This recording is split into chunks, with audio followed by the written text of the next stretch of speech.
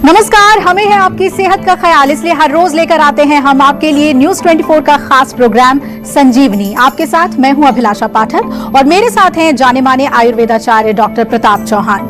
Doctor Chauhan, बहुत बहुत स्वागत है आपका। थैंक यू जी, नमस्कार। ज्यादा काम, ज्यादा तनाव, ज्यादा ट्रैवलिंग और ज्यादा गैजेट्स का इस्तेमाल नसों को करेगा कमजोर। कमजोर नसों का आयुर्वेदिक इलाज बताएंगे डॉक्टर प्रताप चौहान संजीवनी में। अस्त व्यस्त और अनियंत्रित जीवन शैली के नकारात्मक परिणाम ही हैं नसों की कमजोरी।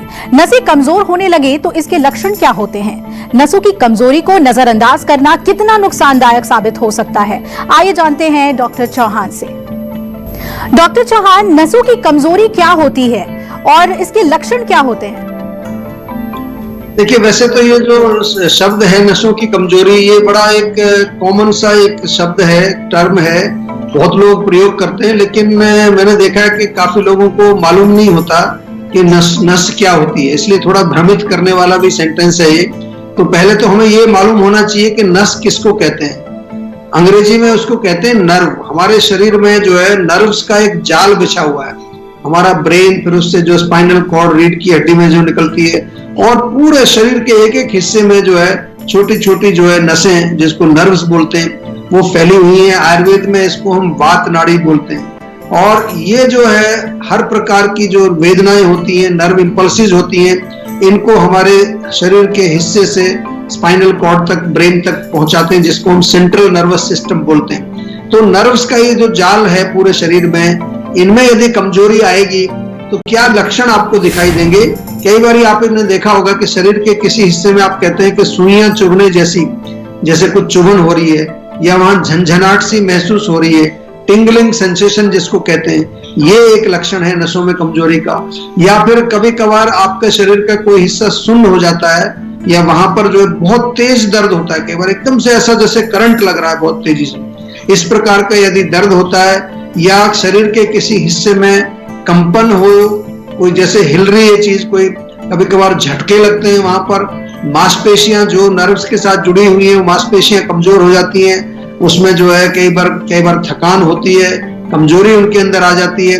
और जितने भी हमारी जो इंद्रियां हैं, जो कि जिससे जैसे कि नाक है, कान है, आंख है, जीभ है, त्वचा है, जो हमारे शरीर में जितनी भी जो है सेंसेशंस को ले जाती है, सूंघना, देखना, विजन जो है, या कान से सुनना, या फिर जीभ से स्वाद लेना, या फिर त्वचा से जो हमारा टच होता है उसकी फीलिंग को, इसमें अगर किसी प्रकार की गड़बड़ आ जाए, या हमारे ब्रेन के अंदर जो हमारी मेंटल फैकल्टीज हैं उसमें कोई कमजोरी अगर आपको दिख रही है, जैसे कि कोई मेमोरी का कोई प्रॉब्लम आ रहा है, मेमोरी वीक हो रही है, या कभी कभार कोई डिमेंशिया, कंफ्यूजन टाइप की कोई स्थिति हो रही है, ये तमाम चीजें जो हैं ये नसों की कमजोरी के कारण हो सकती हैं।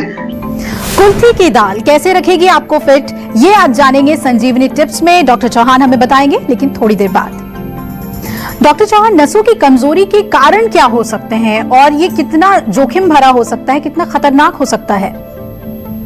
देखिए, जैसा मैंने कहा कि आयुर्वेद के अनुसार इनको वात नाड़ी बोलते हैं, और वात दोष जो हमारे शरीर में होता है, या एक प्रकार की जो हमारे शरीर की वो शक्ति है, उसका मेन काम होता है मूवमेंट कराना, गति कराना। तो जितनी भी हमारी जो नर्व इंपल्सेस की मूवमेंट होती है, एक स्थान से दूसरे स्थान पर जो सिग्नल्स जाते हैं, वो वात ही करता है। तो इसका मतलब जब वात बिगड़ जाएगा तो इनमें प्रॉब्लम आएगी, हमारी नर्व्स के अंदर प्रॉब्लम आएगी। एक तो अगर आप बहुत ज्यादा वातवर्धक भोजन जो लोग करते हैं, बहुत ज्यादा रूखा सूखा, ड्राई, क्रंची, क्रिस्पी, करारी चीजें, उनका सेवन यदि आप करते हैं, ठंडा भोजन आप खाते हैं, ठंडी चीजें जैसे ठंडे पेय पदार्थ जो हैं, जैसे कि कोल्ड ड्रिंक्स हैं, ठंडा पानी है, ठंडा जूस है, ठंडा दूध है, ये सब कोई भी चीज जो कोल्ड होगी वो भी आपके जो है वात को बढ़ाती है। या बहुत ज्यादा आम भाषा में जो कहते हैं कि गैस बनाने वाला भोजन, बादी करने वाला भोजन जो होता है, इनसे आपको बचना है।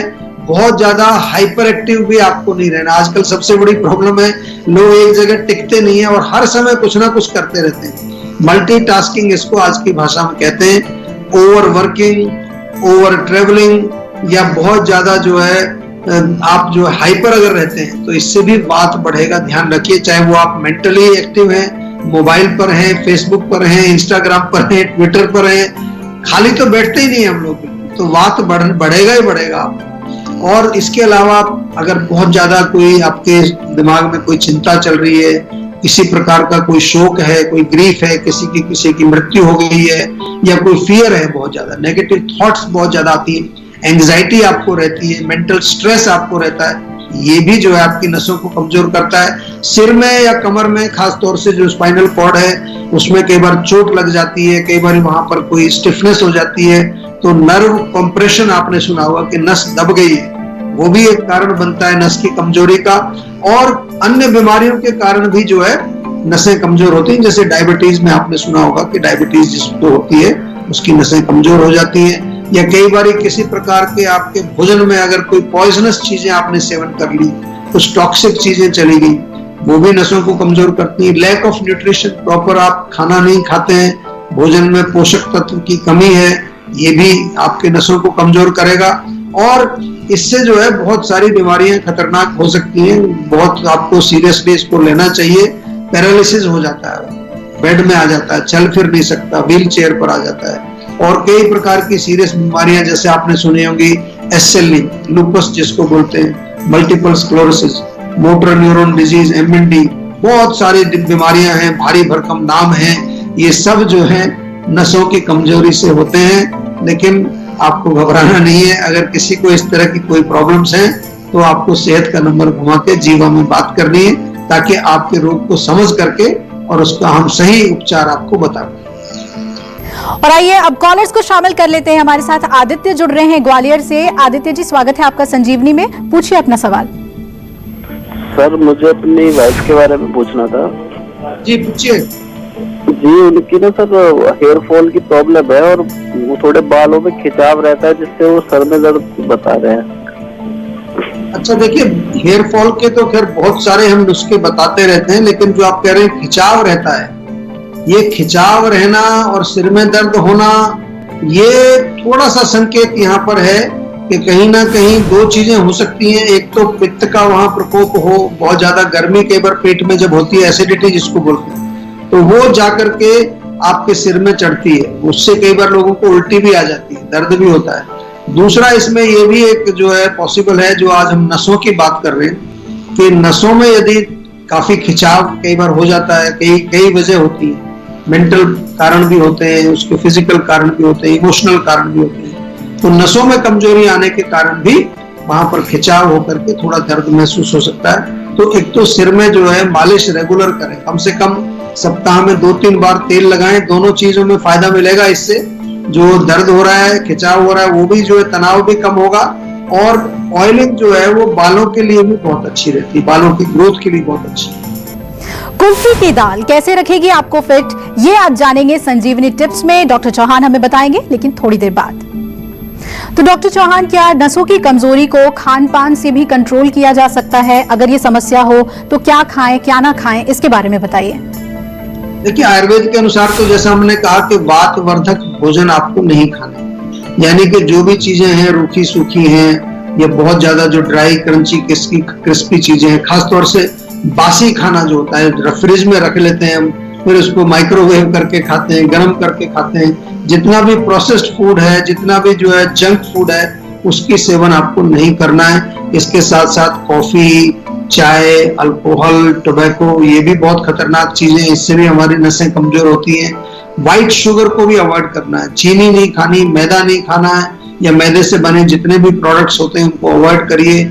जिस भी भोजन में बहुत कोई केमिकल्स पड़े हुए हैं या प्रिजर्वेटिव डले हुए हैं, या आजकल आपने देखा होगा जो खेती बाड़ी करते हैं लोग, वो बहुत सारे उसमें स्प्रे कर देते हैं, कई बार फर्टिलाइजर्स बड़े केमिकल वाले डाल देते हैं। ये तमाम चीजें जो है इनको थोड़ा कोशिश करना चाहिए, इसलिए ऑर्गेनिक फूड आजकल ज्यादा पॉपुलर हो रहे हैं। तो आपको जो है ताजा भोजन करना है, ताजा फ्रूट्स खाइए, हरी सब्जियां खाइए, जो भी खाएं तो कोशिश करिए कुक्ड फूड होना चाहिए, उसको पका करके खाएं, स्टीम करके खाएं, बॉईल करके खाएं।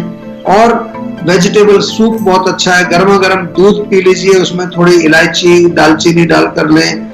मलाई, मक्खन, पनीर, जितने मिल्क प्रोडक्ट्स हैं ये अच्छे रहते हैं, या फिर घी का सेवन भी आप कर सकते हैं।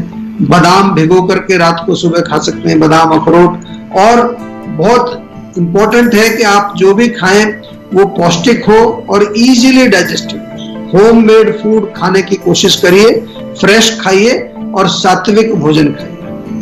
और आइए अब कॉलर हमारे साथ जुड़ रही हैं, प्रिया हैं देहरादून से। प्रिया जी, स्वागत है आपका संजीवनी में, पूछिए अपना सवाल।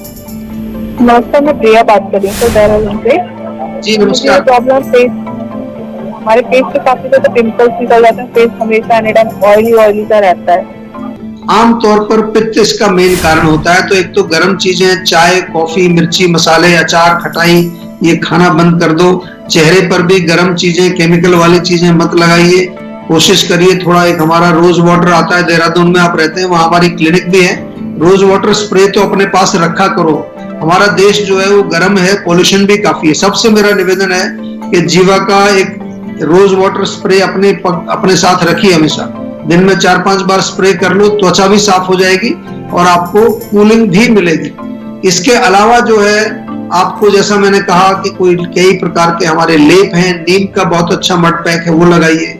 और त्वचा की जो है थोड़ा नियमित रूप से देख रेख करनी चाहिए। आमतौर पर हम देख रेख के नाम पर त्वचा में केमिकल लगा लेते हैं, ऊपर एक लेयर लगा लेते हैं और हम सोचते हैं कि अब हम सुंदर हो गए।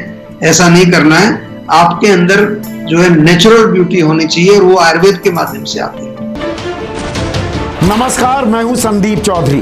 अगर आपको ये वीडियो पसंद आया हो तो इसे लाइक और शेयर जरूर करें, और हाँ, हमें सब्सक्राइब और फॉलो करना ना भूलें ताकि आप देश और दुनिया की कोई खबर मिस ना करें। तो जुड़िए हमारे साथ और देखते रहिए News 24।